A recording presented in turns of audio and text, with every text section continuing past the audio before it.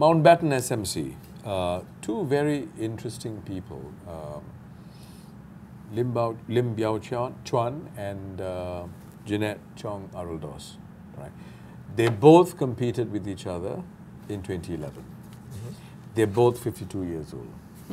They're both lawyers. You know, is there anything else similar between them? One is a man, one is a woman. That makes them similar, right? They're humans. They're human. These days. These days, yeah. So, it is an interesting battle because the last time the PAP won with a 17%, I mean, the difference in votes was 17%. 58.62 and 41.38. 17%. So, and it's 60, the profile of the constituency is 60% of them are private residential, right? So this is a place where not much needs to be done, actually. People are quite able to take care of themselves, I would imagine. So what would be their demands, this constituency? What are the things you think that they would be concerned about enough to affect their vote? I find Mountbatten a difficult constituency for any MP, right? Because you have to straddle both public and private. And while private housing, you know, the common view is that, well, they can take care of themselves, you know, but that also means that the pressure, the need, you know, to vote the ruling party becomes less significant. Yeah. Right? You know, they might be interested in questions of having adequate checks and balances or greater political diversity, but I think it's going to be an interesting toss-up between the two, particularly when, you know, it's the same two that because they've competed before, and so voters are going to look at Mr. Lim and say, well, you know, what has been done over the last 4 years. You know, they might recognize Ms. Jeanette Chong Aruldos for her perseverance, you know, for wanting to come back, and so I think a lot will boil down to how voters see each candidate, but also what they bring to the table, you know, in terms of not just themselves, but really, you know, what does it mean in the larger scheme of things? You know, whether is it better to have a ruling party MP or to have an opposition MP?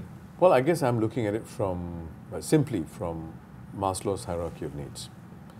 They are way above, at least a 60%. Generally, would be above the basic needs level.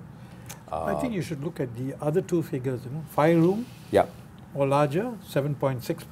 So 4-room or larger, 12%. 12%. Which means middle class, upper middle class, would make it what, 70%? 70%. Yeah. Which is a very unusual demographic. Yeah. Very unusual. And so it's not basic needs. Yet the new paper poll of 100 Mountbatten residents, the result showed that cost of living was a significant issue. Cost of living. Now, for the middle class, clearly cost of living is a big issue. And when you look at the 60%, they may not be super rich. Yep. So even if you're above, higher, even above middle class, you would be concerned about cost of living issues, right? So how do you think that would feature in this vote, in this election? Correct me if I'm wrong. I think it's also quite an old estate, right? Parts of it, A lot of the private housing must be old private housing. Older, and many of these people could like have been Dakota also retired. Dakota Crescent is old. Retired people yes. who have no jobs or lost their jobs. And to think of them as so-called high class may not be so accurate. So for them, cost of living becomes... So I can understand why the new paper survey showed that kind of a result.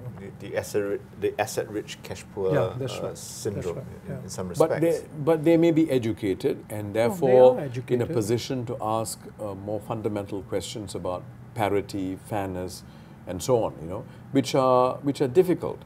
So if you look at the two candidates, right, Lim Biao Chuan focuses very much on education issues, from what I understand, right? And it's been, from what I know of him, you know, it's been an issue that he has been championing for some time. And he also wants a kinder nation, you know.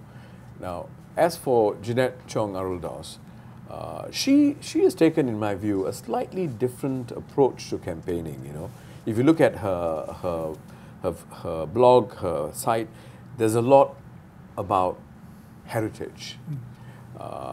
She talks about Xiao Pek Ling, you know, the woman champion who started the Women's Charter, who initiated the discussion of Women's Charter and so on. And of course the Mountbatten heritage, you know, sort of campaign in 2004.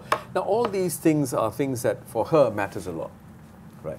Now the question is, do the Mountbatten residents put a higher weightage on the heart factor that she talks about, which is heritage, the spirit of this place, you know, or more tangible factors, which are not bread and butter, but things like education, being a more kind society, which is not bread and butter issues, but they matter.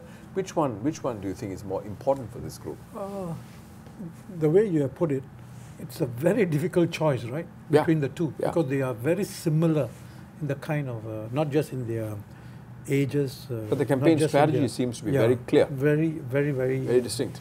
Sorry? Very distinctly different. Yeah. But at the same time, somewhat similar, right? Isn't it? They are not appealing to real cost of living issue. They are, you know, a bit more to the heart than to anything else, right? That's more Jeanette Chong, I think. Okay. But in his case, when he talks about kinder society, it also involves, you know, cost of living, be more considerate, you know, things like that as well. He deals with those issues. Right, you take education. He speaks quite a bit about education, right? Where do you put that in?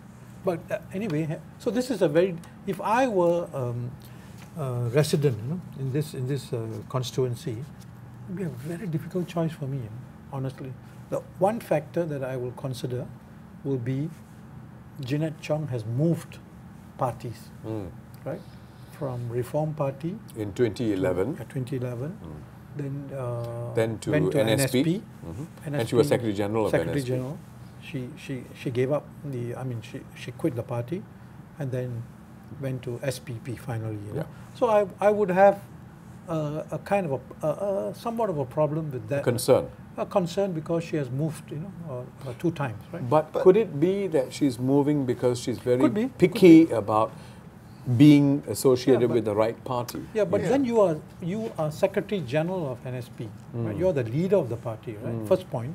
Second point is that it may then I may want to question her judgment. Right? Eugene? Yeah, I don't know. I'm not sure whether voters will remember, you know, her checkered political history in terms of her party affiliations. I suppose that, you know, even though she has been under different parties, the point is that she has been consistent in wanting to represent residents of Mountbatten. So in that sense, I suppose, you know, she still has a consistent identity and image. But I think if we go back to the question of, you know, between heritage and education, I don't know. I feel that education would probably be something that would resonate more with voters, and of course, you know, PAP's Mr. Lim, you know, has always been. It's an issue which many would identify him with. You know, he's also the GPC chair for education. You know, and he leads. During the budget debates and all, you know, COS cuts and all, you know, he speaks, you know, very passionately about education. So I think that again, you know, gives him, you know, doesn't make him monodimensional. Right? You know, he says, well, this is an MP that has a certain passion, a certain belief, and has been speaking on that issue. So, but yeah, you know, I think, you know, voters in Mountbatten will have an interesting time, you know, trying to determine, you know, which candidate, you know, would in the end work out better for them in the larger scheme of things. Well, okay, let's wrap this with a simple question. Do you think it's going to be the incumbent having an edge? Would the incumbent, you know, when in doubt, would people tend to vote the incumbent? Yeah, I think it will when in doubt. I think it will be the incumbent who is likely to win. You know, because even the percentage of votes, I think, may remain. Yeah. May remain. Yeah, I mean, it was below PAP's national average Yep. in 2011, Yep. but it's still a comfortable Yep. margin, right? But comfortable. I think we have to look at 2011 because of the tide Sure. at that time. So I think we have to factor that in. I don't see that tide in that fashion this time. My around. reading, honestly, I mean, what's yours? I don't know. I mean, I agree with Balji that maybe 2011 was unique in itself, but we mustn't forget that now I would say the high water mark is now different from the high water mark in 2011. So even though the hot button issues are not as hot as they used to be, voters might feel, well, look, we had the largest opposition presence in Parliament. That seemed to have created some difference. Maybe it may not be such a bad thing after all. To have